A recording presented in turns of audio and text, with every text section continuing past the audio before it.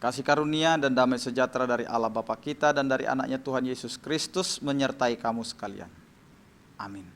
Bapak, Ibu, dan saudara-saudara yang dikasihi oleh Tuhan kita Yesus Kristus, firman Tuhan yang menyapa kita pada hari ini tertulis di dalam Lukas 24 ayat 53, demikianlah dikatakan. Mereka senantiasa berada di dalam bait Allah dan memuliakan Allah. Demikian firman Tuhan. Hidup spiritualitas menjadi saksi Kristus. Bapak, Ibu, dan saudara-saudara yang dikasihi oleh Tuhan kita Yesus Kristus, nats ini berceritakan tentang bagaimana perjalanan pelayanan Kristus ketika dia baru saja bangkit dari kematian. Sehingga ia menjumpai seluruh murid-muridnya dan memberitakan berita sukacita sebagai khotbah tentang kedatangan Roh Kudus. Dan juga memberikan tugas baru kepada seluruh murid-muridnya untuk menjadi saksi bagi Kristus. Bapak, Ibu, dan saudara-saudara yang dikasihi oleh Tuhan kita Yesus Kristus, di mana nats ini adalah tentang perpisahan antara Yesus dan murid-muridnya. Di mana Yesus akan terangkat ke sorga dan dia akan mempersiapkan tempat bagi orang-orang percaya. Namun apa yang mau dikatakan dalam nats ini? Perpisahan bukan untuk ditangisi, tetapi perpisahan adalah untuk memperbaharui tujuan hidup kita. Apa yang kita ketahui selama kita bersama dengan Tuhan, itulah yang mau dikatakan oleh murid-muridnya. Ketika murid-murid bersama-sama dengan Tuhan di dalam pelayanan yang sama, mereka sudah melihat apa yang sedang dikerjakan oleh Yesus. Namun ketika mereka juga mengalami suatu penderitaan, kekeosan iman yang mereka lihat, ternyata orang yang mereka ikuti, Tuhan yang mereka percayai dengan seluruh mujizat-mujizatnya, tertangkap dan mati di kayu salib. Namun mereka melihat suatu hal yang besar, yaitu kebangkitannya. Namun di sini Tuhan sedang memberikan pesan baru, di mana ketika mereka melihat seluruh pelayanan Kristus sampai dengan kebangkitannya, saatnya lah Yesus akan berpisah dari mereka. Ketika mereka sudah merasakan kebersamaan, maka mereka juga akan merasakan bagaimana keterpisahan dengan orang yang dikasihi, dengan orang yang sudah memberikan contoh dan teladan di dalam kehidupan. Karena itu apa yang dipesankan oleh Tuhan sebelum berpisah? Yang pertama adalah berada dalam bait Allah. Bagaimana kita berada dalam bait Allah? Apakah kita hanya tinggal di tempat atau hanya duduk diam di rumah Tuhan atau di bait Allah atau di gereja? Bukan. Tetapi bagaimana hidup kita itu mencerminkan bait Allah. Di mana di bait Allah harus ada sukacita.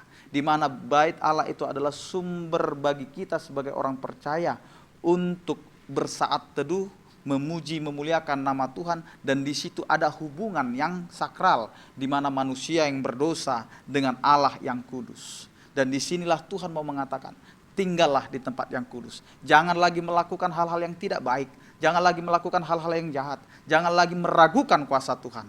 Karena itu di dalam bait Allah kita akan melihat jelas bahwa Allah sedang menyertai kita. Yang kedua mau dikatakan adalah memuliakan Tuhan. Di mana ketika kita hadir di dalam bait Allah, kita tidak hanya mengunci mulut kita, tetapi kita mau memuji, memuliakan nama Tuhan. Apa yang kita lakukan, apa yang kita perbuat, itu adalah untuk kemuliaan bagi nama Tuhan. Jadi pesannya adalah bersaksi untuk kemuliaan bagi nama Tuhan.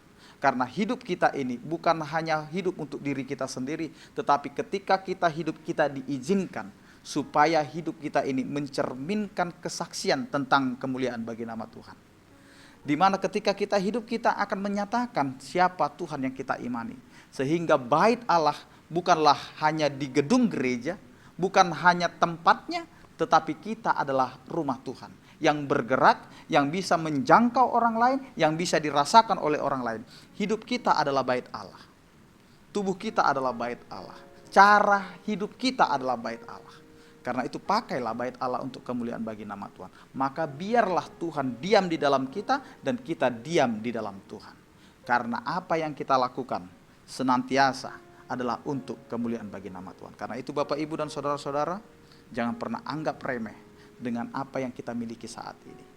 Karena kita diarahkan oleh Tuhan untuk diam di dalam bait Allah dan memuliakan nama Tuhan di dalam setiap kehidupan kita setiap harinya. Amin, kita berdoa.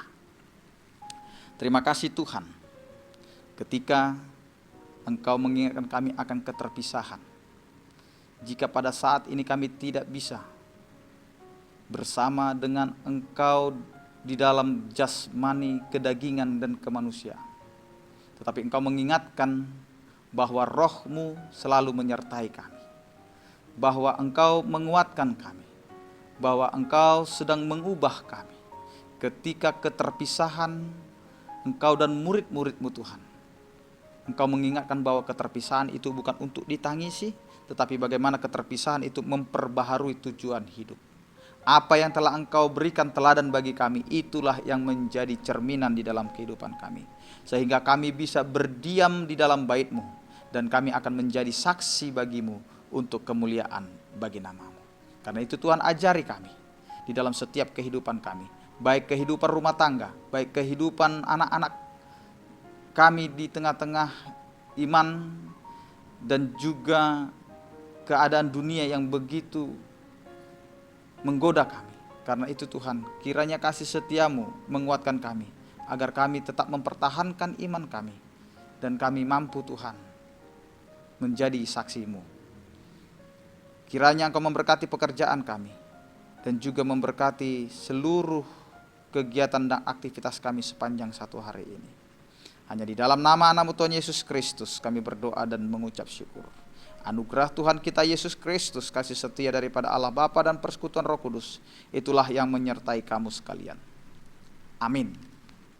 Selamat beraktivitas, tetap semangat, tetap jaga jarak, pakai masker, dan rajin cuci tangan. Tuhan Yesus memberkati. Horas.